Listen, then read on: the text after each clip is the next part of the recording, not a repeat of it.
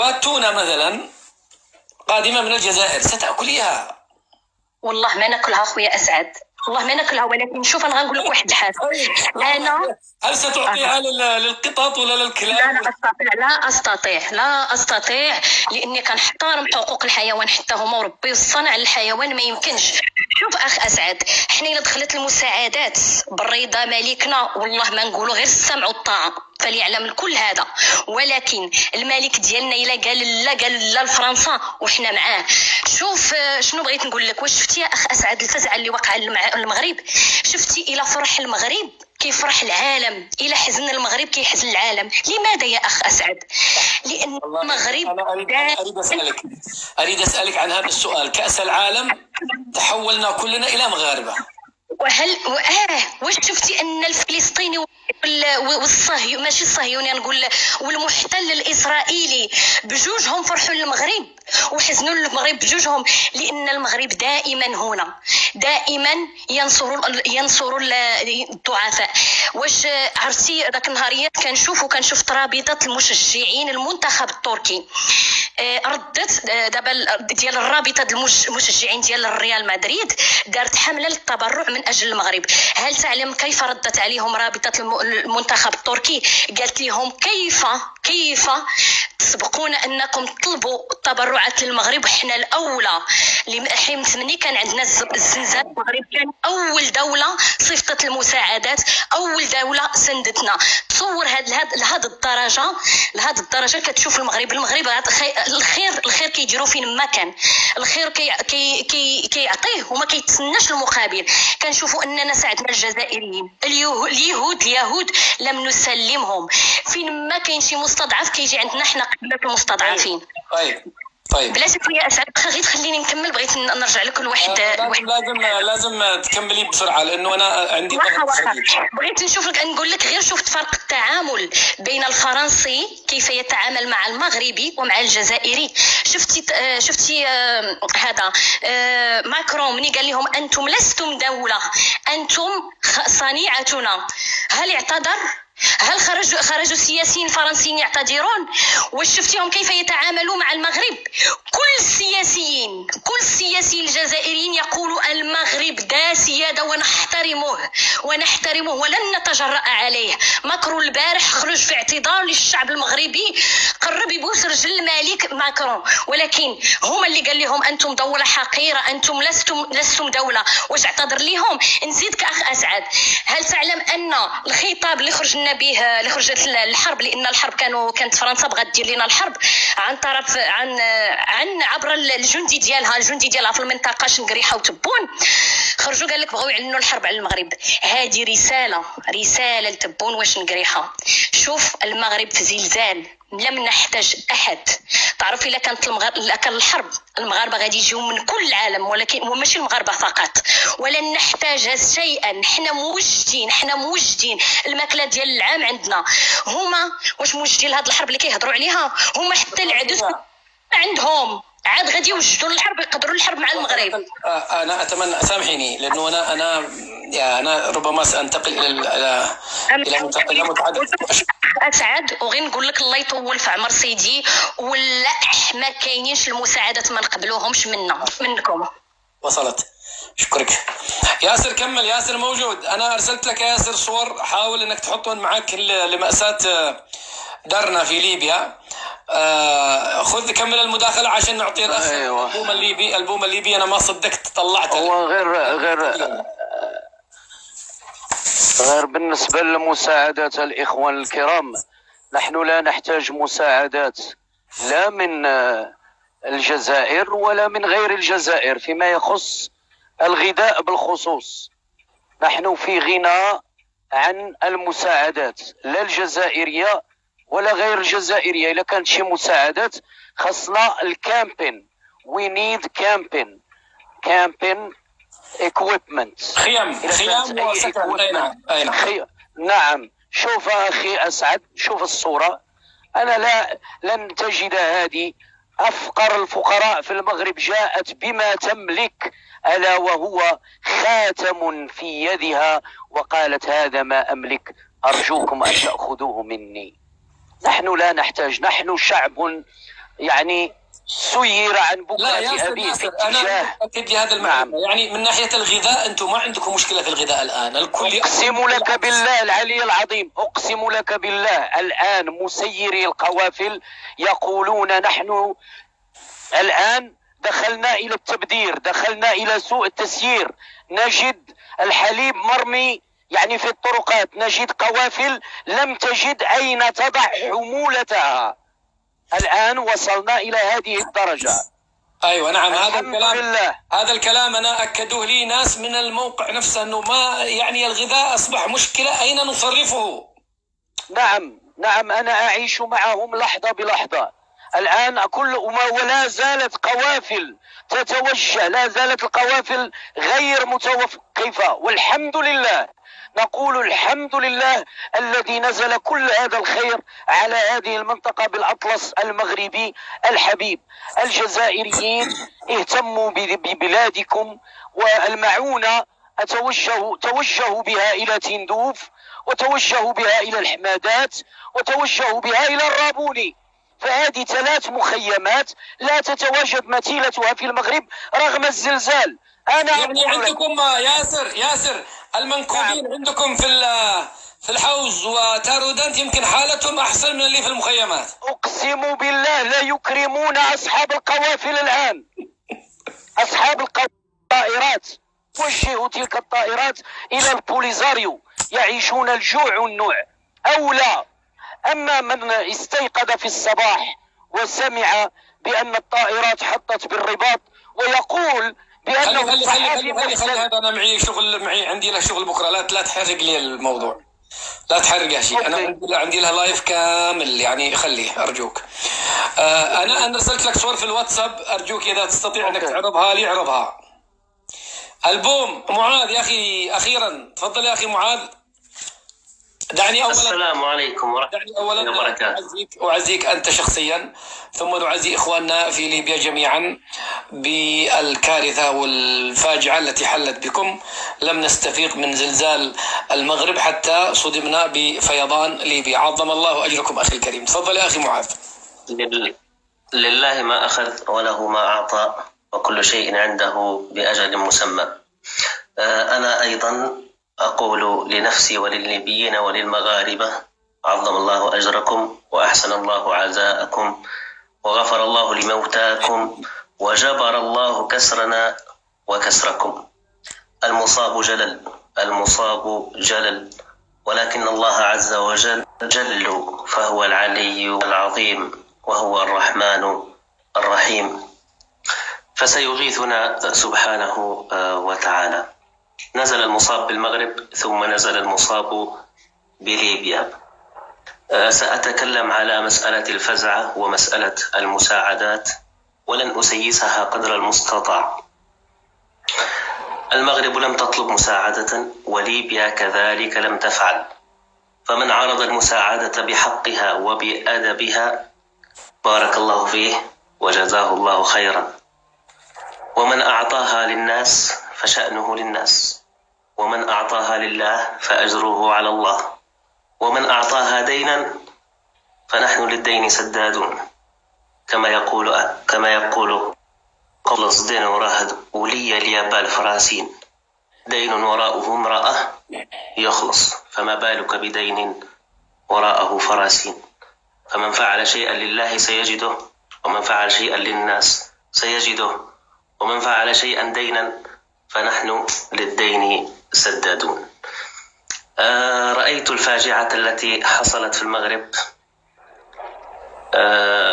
نحاول أن ننثر عن أنفسنا غبار الأسى في المغرب، فأصبنا بفاجعة أخرى في ليبيا، فلا نقول إلا ما يرضي ربنا. إنا لله وإنا إليه راجعون. الكارثة في درنا كارثة عظيمة، ومصاب جلل. إن كانت الدموع على الرجال يوما عيبا، فهي في حق درنا اليوم واجب وفرض. فلا حول ولا قوة إلا بالله العلي العظيم. تفضل أخي. هل فعلا أنا إذا هذه لحظة خلوني أكبر لكم درنا قبل وبعد الإعصار. حاول الأخ هذا طبعا عبر الأخ ياسر. شوفوا حجم الدمار الذي حصل في المدينة، يعني تقريبا كما ذكر لي بعض الإخوة الليبيين أنه ثلثي المدينة ذهب، اختفى عن الأرض تماما، يعني الشوارع. يا أخي معاذ، هل هناك إحصائية مؤكدة عندكم؟ والله يا أخي أسعد، ما عثر عليه فعليا، والجثث التي تم انتشالها فعليا تجاوز 10,000. نعم، 10,000 جثة، منها 1000 جثة للأخوة المصريين. إن كنت فسأتحدث عن المصريين أولا. المصريون لم يشاركون في الفزعة فقط، بل شاركونا حتى في الموت. المصريون والتونسيون والإماراتيون، لن ننسى لكم صنيعكم ما حيينا. وكل الدول التي تقدمت لنا بالمعونة بارك الله فيهم وجزاهم الله خيرا، وكل من تعاون وتضامن معنا ولو بكلمة طيبة، وعلى رأسهم المغاربة، ليس تزلفا ولا نفاقا، لكن والله العظيم أكثر من وقف معنا على مستوى شعبي هم الأخوة المغاربة. فإذا قلبت التيك توك فإنك ستجد 5 16 15 لايفا على الأقل يشير إلى الكارثة التي حصلت في ليبيا، ربما لسببين رئيسيين: أولهما أصالة هذا الشعب، وثانيهما أنهم قد شربوا من نفس الكأس قريبا. ما حصل في درنا أخي أسعد باختصار: جاء الإعصار المعروف ودخل إلى المدينة ساعات طوال، وهطلت كميات كبيرة من الأمطار، وحصلت فيضانات لم تحصل سيول. كان مستوى الفيضان مستوى عالي يسبب الضرر، ولكنه ليس مدمرا إلى هذه الدرجة. من يصعد إلى الطابق الثاني مثلا ينجو، فظن الناس أنهم قد نجوا، إلى أن انهار السد الذي هو فوق المدينة. هذا السد تأتيه المياه من جميع المدن المحيطة بمدينة درنا، شحات، قبة، البيضة، كل مياه تلك المدن تصب في هذا السد. انهار هذا السد، سد بارتفاع 50 متر تقريبا. كمية الأمطار في تلك الليلة كانت 400 ملي، علما بأن الدول عندما تصل الأمطار إلى 50 تعلن حالة الطوارئ. كانت كمية الأمطار 400 مليمتر في تلك الليلة. قدم السد إلى المدينة فابتلع كل ما في طريقه ولم يبق منه شيئا. 3 أحياء كاملة أصبحت خبرا بعد عين، بسكانها، بمبانيها، بكل ما فيها، بمساجدها، بمدارسها، ابتلعها السيل وألقاها في البحر. فلا نقول إلا ما يرضي ربنا: إنا لله إنا إليه راجعون، وإنا إن شاء الله لصابرون، ولا حول ولا قوة إلا بالله العلي العظيم. أما بالنسبة للإهمال نحسن الظن، فنقول ربما تعود إخوتنا على رائحة الدماء من ليبيا حتى اعتادوها فلم يلقوا لها بالا. وإن تكلم أحد الليبيين بما يزعج إخوتنا المسلمين فاعذروه، فإنه كما يقال الدم يغطي العيب. نحن موجوعون كثيرا، نحن مصابون مصابا عظيما جلالا. لا زال أطفالنا تحت الركام، ولا زال الناس مفقودون. لا نحتاج مأكلا ولا مشربا ولا غطاء، لقد كف الليبيون ووفوا. ما نحتاجه هو فرق مختصة لانتشال الجثث من تحت الركام ومن تحت تراب السيول، ولا حول ولا قوة إلا بالله العلي. هل هناك شهود دولية أخي؟ أنا لا أرى زخم إعلامي لمأساة ليبيا كما هي مأساة المغرب. هل عرض عليكم أنتم أيضا مساعدة دولية مثلا؟ عندك أخبار عن هذا الجانب؟ لا صراحة لا أستطيع أن أذكر. أنت شكرت الإمارات وعدة دول، ماذا فعلوا هؤلاء؟ يعني ماذا فعلوا؟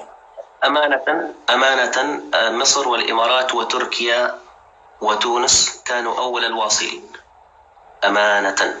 بعد الكارثة بساعات هذه الدول ال4 كانت أول الواصلين. بعد الحادثة ربما ب4 أو 5 ساعات كانت طائراتهم قد وصلت.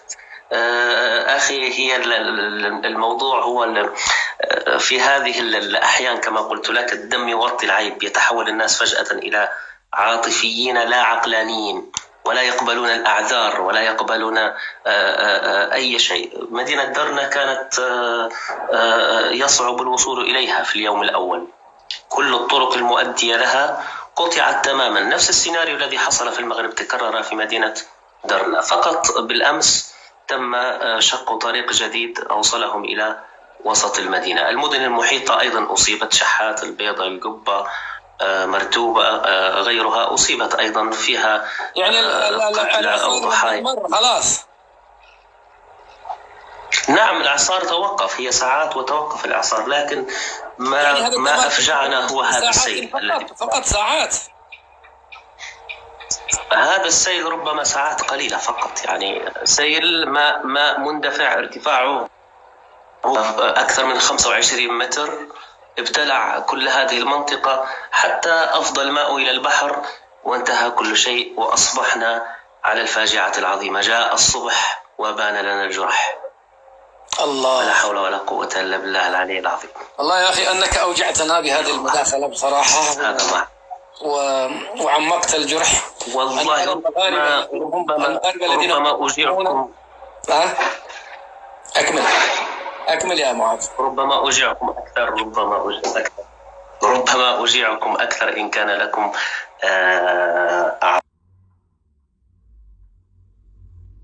رأيت يوما الأخ ياسر موجوعا مصابا، هطلت عن عيناه حزنا، فآلمني ذلك، فاختلجت بعض الخواطر في نفسي، فقررت أن أكتبها. هي خواطر، لا تحسبوها علي شعرا، هي خواطر فقط. والله صادي تغني لنا صاي حبس.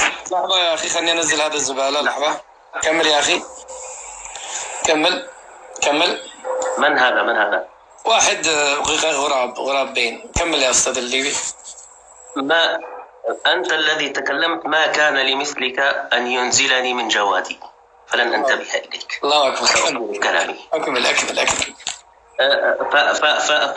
فكتبت هذه الخواطر أوجهها للأخ أسعد، فما انتهيت منها حتى أصبنا في مصابنا في درب. الله. فإن كانت خواطرا أو شعرا أو سميها ما شئت، فأنا قد سميتها أم الفاجعتين، لأنها بدأت بفاجعة المغرب وانتهت بفاجعة ليبيا. سأحاول أن أقولها، واستمعوا لها الآن فقط رجاء منكم، لا تسجلوها فتقع في يد من يفهم الشعر، فلا أدري ما يفعل بي، ففقط استمتعوا بها، ولا داعي لأن تسجلوها. بارك الله فيكم. أقول فيها، أتمنى أن يكون صوتي واضحا. واضح جدا. استمر كما أنت عليه. بارك الله فيك. أقول فيها: غفوت البارحة فرأيت نفسي بواد فيه وحشته تغول، وجاءتني بذاك الوادي درنا جميلة ليبيا الحسن البتول، دنت مني وقالت لي سلاما، وغادر أيها الضيف الجهول. فقلت لها: درنا، هل أنت درنا؟ أيطرد عندك الضيف النزيل؟ فقالت: صح، أنا درنا وهذا الواد لي، وما ضيف يغادرني ذليل. فزعت خلعت النعل بالواد اعتذارا، لعلي دون غضبتها أحول. هدت عني وعيناها رمت لي، ونحوي خدها صارت تميل. وزاحت شعرها الخمري ويلي، دم من تحت غرتها يسيل. وزاحت شعرها الخمري ويلي، دم من تحت غرتها يسيل. أعادت قولها لي: قم وغادر، فإن ورائي السيل المهيل، وسرب من جسوم الطفل فوقه، وفي أعماقه الشيخ الجليل، وفي طياته جسد الحرائر، وبين غثائه الرجل النبيل. وغير لونه كحل العذارى، ولعبة طفلي المنسي تميل. لقد ماتوا صراخا في ظلام، فلا خلا يجير ولا يقيل. صعقت لما قالت يا ويح قلبي، فإني عاجز ضعيف هزيل. تنهدنا كلانا من مصاب، وساد الصمت والليل الهميل. هنا رعبا سمعت أنين هم، لظل قادم عرجا يسيل، لظل قادم عرجا يميل. أيا درنا أجيبي من غشانا، أيا درنا أجيبي من غشانا، أضيف تائه مثلي ثقيل. فقالت لا تخف، فقالت لا تخف لي تلك أختي، فقالت لا تخف لا تلك أختي، بشعر أحمر جعد جميل. مراكش يا معاد ألا تواسي، فأنصت لك مصيبتها تقول. مراكش يا معاد ألا تواسي، فأنصت لك مصيبتها تقول. فقالت قد فجعت